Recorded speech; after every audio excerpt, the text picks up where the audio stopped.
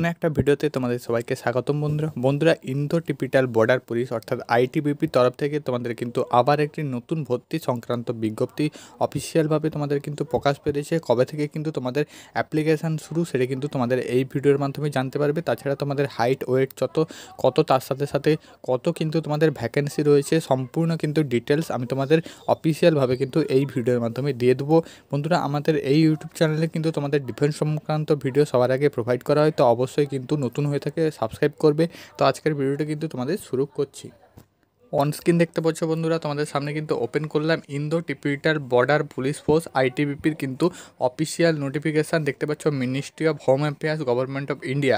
তো এখানে দেখতে পাচ্ছ recruitment to the post of the sub inspector, sub nurse এবং assistant sub inspector, pharmacist, head constable, midwife দিয়ে কিন্তু তোমাদের 2024। তো অ্যাপ্লিকেশান কিন্তু তোমাদের অলরেডি শুরু হয়ে গেছে। দেখতে পাচ্ছ online application invited from male and female Indian citizen candidate.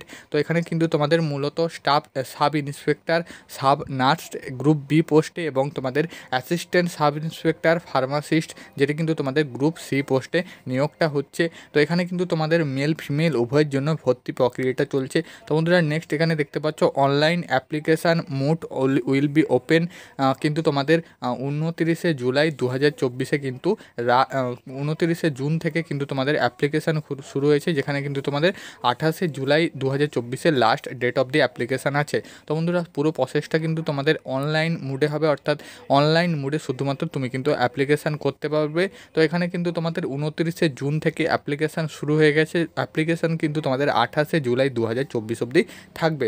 Next বন্ধুরা এখানে যেটা ইম্পর্টেন্ট সেটা হচ্ছে দেখতে পাচ্ছ পোস্ট কত আছে, অর্থাৎ তোমাদের ভ্যাকেন্সি কত আছে। তো তোমাদের আলাদা আলাদা ক্যাটাগরির জন্য কিন্তু আলাদা আলাদা ভ্যাকেন্সি রাখা হয়েছে। দেখতে পাচ্ছ প্রথমে সাব ইন্সপেক্টর, সাব নার্সের ক্ষেত্রে ইউআরদের 6টি ভ্যাকেন্সি, এসসির ক্ষেত্রে 1টি ভ্যাকেন্সি, ওবিসির ক্ষেত্রে 3টি ভ্যাকেন্সি, টোটাল কিন্তু তোমাদের 10টি ভ্যাকেন্সি থাকছে। বিতে দেখতে পাচ্ছ অ্যাসিস্ট্যান্ট সাব ইন্সপেক্টর ফার্মাসিস্ট, এখানে কিন্তু তোমাদের 3টি ভ্যাকেন্সি আছে। ইউআরদের ক্ষেত্রে, এসটির ক্ষেত্রে 1টি, ইডাব্লিউএসের 1টি, টোটাল কিন্তু তোমাদের 5টি ভ্যাকেন্সি আছে। সিতে দেখতে পাচ্ছ হেড কনস্টেবল মিডওয়াইফ, এটি কিন্তু শুধুমাত্র তোমাদের অনলি ফিমেল ক্যান্ডিডেটদের ক্ষেত্রে। ইউআরদের 5টি, ওবিসির 4টি, এসসির 3টি, এসটির 2টি এবং টোটাল কিন্তু তোমাদের 14টি ভ্যাকেন্সি রয়েছে। তো বন্ধুরা এখানে দেখতে পাচ্ছ তোমাদের কিন্তু রিক্রুটমেন্টটা হবে। তো রিক্রুটমেন্টের কিন্তু তোমাদের অফিসিয়াল যে অফিসিয়াল যে ওয়েবসাইট recruitment.itbppolice.nic.in এই অফিসিয়াল ওয়েবসাইটে কিন্তু তোমাদের রেজিস্ট্রেশন এবং অ্যাপ্লিকেশান হবে। তোমার যদি আগে থেকে রেজিস্ট্রেশন থেকে থাকে তো অবশ্যই কিন্তু অ্যাপ্লিকেশান করবে, এবং রেজিস্টার না থেকে থাকলে আগে রেজিস্টার করে কিন্তু অ্যাপ্লিকেশান করবে। নেক্সট বন্ধুরা এখানে কিন্তু তোমাদের বেতন কাঠামোটা দেখালো, অর্থাৎ পে স্কেলটা।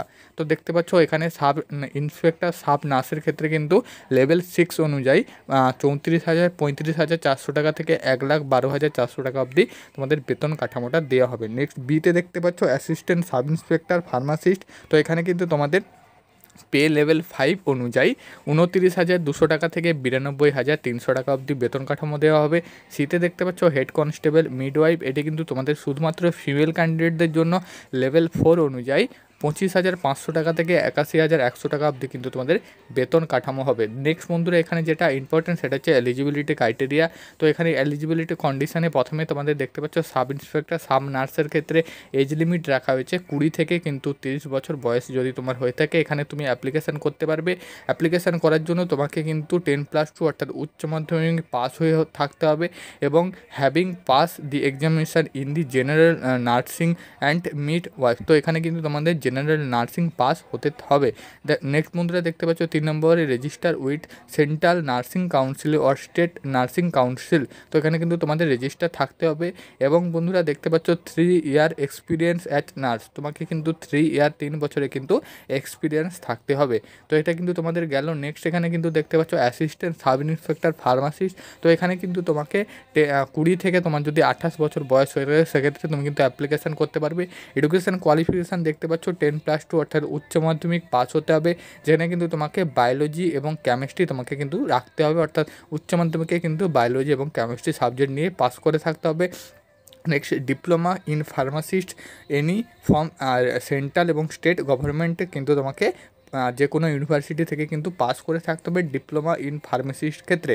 নেক্সট বন্ধুরা দেখতে পাচ্ছ register as the pharmacist under the pharmacy act 1948। তো এখানে কিন্তু তোমাদের রেজিস্টার থাকতে হবে, ফার্মাসি অ্যাক্টে কিন্তু তোমাদের রেজিস্ট্রেশন থাকতে হবে। নেক্সট এখানে কিন্তু দেখতে পাচ্ছ হেড কনস্টেবল মিডওয়াইফ, এটি কিন্তু তোমাদের শুধুমাত্র ফিমেল ক্যান্ডিডেটদের জন্য। দেখতে পাচ্ছ এজ রাখা হয়েছে 18 থেকে 25।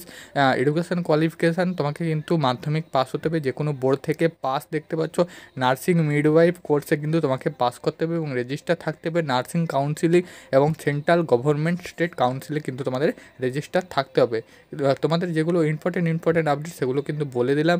তুমি যদি এসটি এসসি হয়ে থাকো 5 বছরে কিন্তু বয়সের ছাড় পেয়ে যাবে, ওবিসি হয়ে থাকলে 3 বছরের বয়সের ছাড় পেয়ে যাবে, এক্স সার্ভিসম্যান হয়ে থাকলে তুমি কিন্তু বয়সের ছাড় পেয়ে যাবে। তো এগুলো তোমাদের যেগুলো ছাড় থেকে থাকে সেগুলো কিন্তু তোমাদের ছাড় থাকবে। নেক্সট এখানে কিন্তু তোমাদের সিলেকশান প্রসেস এবং তোমাদের হাইট ওয়েট টেস্টও বলে দিচ্ছি।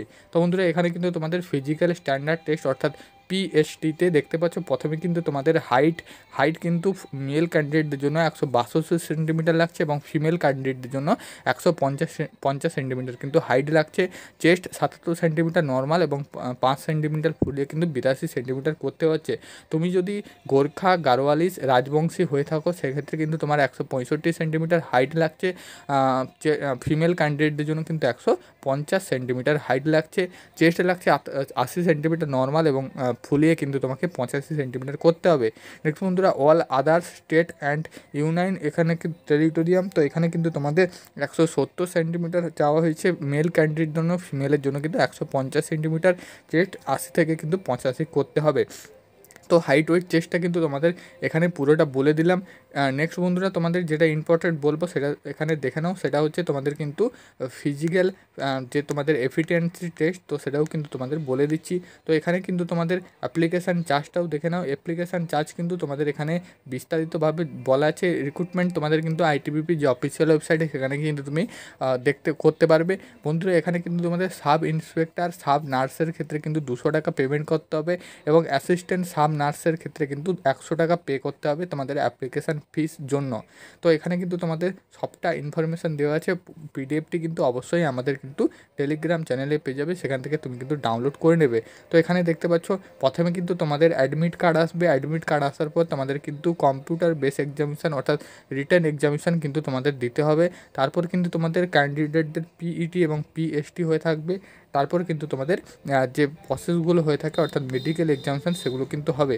তো এখানে তোমাদের ফেজ 1-এ দেখতে পাচ্ছ তোমাদের যে ফিজিক্যাল এফিসিয়েন্সি টেস্ট হবে। তো এখানে কিন্তু তোমাদের রান থাকবে, দেখতে পাচ্ছ 100 মিটার রান থাকবে তোমাদের কিন্তু মেল ক্যান্ডিডেটদের ক্ষেত্রে 16 সেকেন্ডে কিন্তু কমপ্লিট করতে হবে এবং 1600 মিটার রান থাকবে 7 মিনিট 30 সেকেন্ডে কিন্তু কমপ্লিট করতে হবে। এবং বন্ধুরা ফিমেল ক্যান্ডিডেটদের ক্ষেত্রে কিন্তু 100 মিটার রান থাকবে এবং 18 সেকেন্ডে কমপ্লিট করতে হবে। ফিমেল ক্যান্ডিডেটদের জন্য 800 মিটার রান থাকবে, সেটা কিন্তু তোমাকে 4 মিনিট 45 সেকেন্ডে কিন্তু কমপ্লিট করতে হবে। বন্ধুরা যেহেতু তোমাদের এখানে ফেজ 1-এ কিন্তু এটা বলা আছে, তো সেক্ষেত্রে কিন্তু তোমাদের আগে ফিজিক্যাল হবে, আগে কিন্তু তোমাদের রিটেন এক্সামিনেশান হবে না। তো প্রথমে কিন্তু তোমাদের ফিজিক্যাল হবে, তারপর কিন্তু তোমাদের রিটেন এক্সামিনেশান হবে, তারপর কিন্তু তোমাদের মেডিকেল এবং ডকুমেন্টস ভেরিফিকেশান হবে। তো সম্পূর্ণ কিন্তু তোমাদের প্রসেসটা আমি তোমাদের বলে দিলাম। এখানে কিন্তু তোমাদের আলাদা আলাদা অ্যাসিস্ট্যান্ট সাব ইন্সপেক্টরের ক্ষেত্রে তোমাদের কিন্তু দেখতে পাচ্ছ এটা তোমাদের দেওয়া আছে। তো বন্ধুরা সম্পূর্ণ ডিটেলস দিলে কিন্তু এই ভিডিওটা অনেক লং হয়ে যাবে। পরের ভিডিওতে আশা করি তোমাদের কিন্তু নিয়ে আসবো পরের ভিডিওতে, আর বাকি তোমাদের কিন্তু যে ব্যাপারটা থাকছে। তো এখানে কিন্তু দেখতে পাচ্ছ তোমাদের যে রিটেন এক্সামিনেশান হবে সেখানেও কিন্তু তোমাদের সিলেবাস সহ কিন্তু বিস্তারিত আপডেট এখানে দেওয়া আছে। তো বন্ধুরা নেক্সট ভিডিওতে দেখা হচ্ছে। এই ভিডিওটা কিন্তু এটুকুই। ভিডিওটি যদি ভালো লাগে তো অবশ্যই চ্যানেলটি সাবস্ক্রাইব করবে এবং টেলিগ্রাম চ্যানেলে জয়েন হয়ে যাবে। টেলিগ্রাম চ্যানেল থেকে কিন্তু তুমি এই পিডিএফটি সম্পূর্ণ তুমি কিন্তু পেয়ে যাবে।